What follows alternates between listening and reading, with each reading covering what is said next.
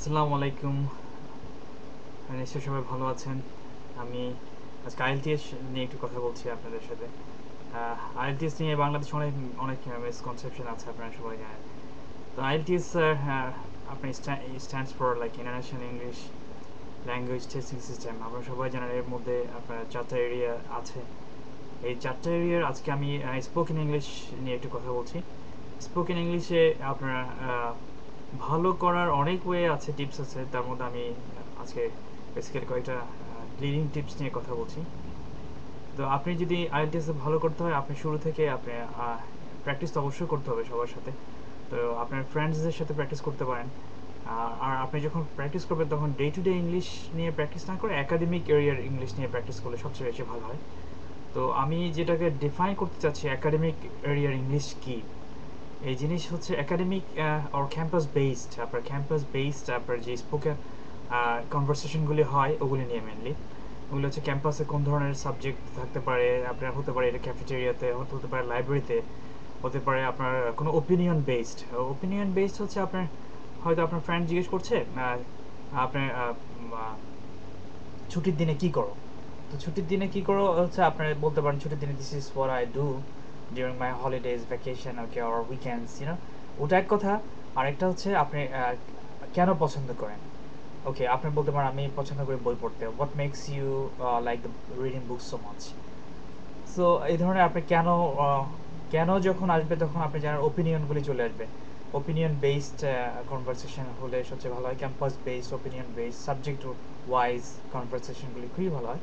এটা হচ্ছে আইএলটিএস আরেকটা জিনিস খুব আমাদের দেশে তো আপনার আমরা বাংলা তে ম্যানার্সগুলি খুব ইউজ করি, কিন্তু ইংলিশে ম্যানার্স আমরা ইংলিশ খুবই ফলো করি, বাট ইংলিশ ম্যানার্সগুলি ফলো করি না।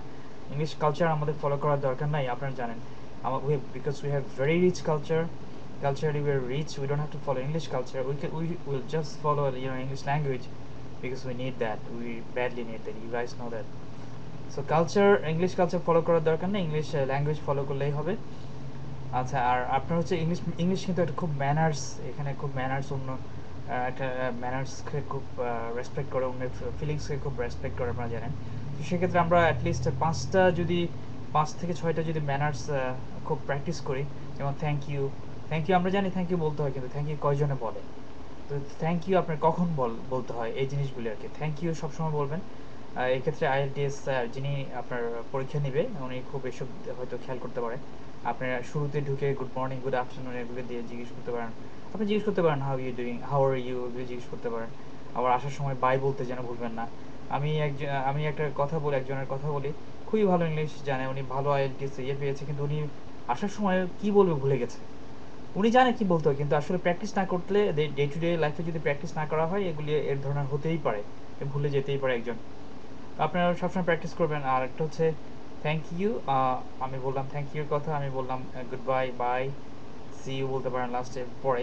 আপনি প্রত্যেক কোনো এমন কিছু বলবেন না যাতে করে কোনো কেউ হার্ট হয়, কারো ফিলিংসের হার্ট হয়, এই জাতীয় কোনো কিছু বলবেন না। আর খুবই কন্ট্রোভার্সিয়াল কিছু বলা উচিত না আইএলটিএস আপনার আইএলটিএস এর ইনস্ট্রাক্টরদের, আই মিন লাইক যিনি কিনা পরীক্ষা নেবে আপনার স্পোকেন ইংলিশ। তো আইএলটিএস এর এছাড়া আবার আমার একটা ওয়েব পেজ আছে, ওটা হচ্ছে www.about-ilts.blogspot.com। তো আমি আবার বলছি www.about-ilts,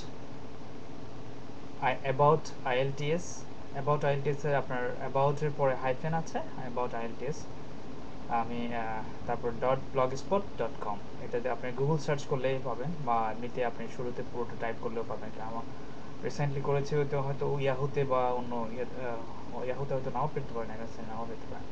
এনিওয়ে, তা আমি আরেকটু বলছি যে আপনার কয়টা জিনিস। এক্সকিউজ মি আমরা জানি, সবাই বলতে হয় এক্সকিউজ মি, এখানে মানে কিন্তু বাংলাদেশে অনেকে অন্যভাবে নেয়। ওটা হচ্ছে এক্সকিউজ মি বলতে মাফ করুন, অনেকে ভাবে।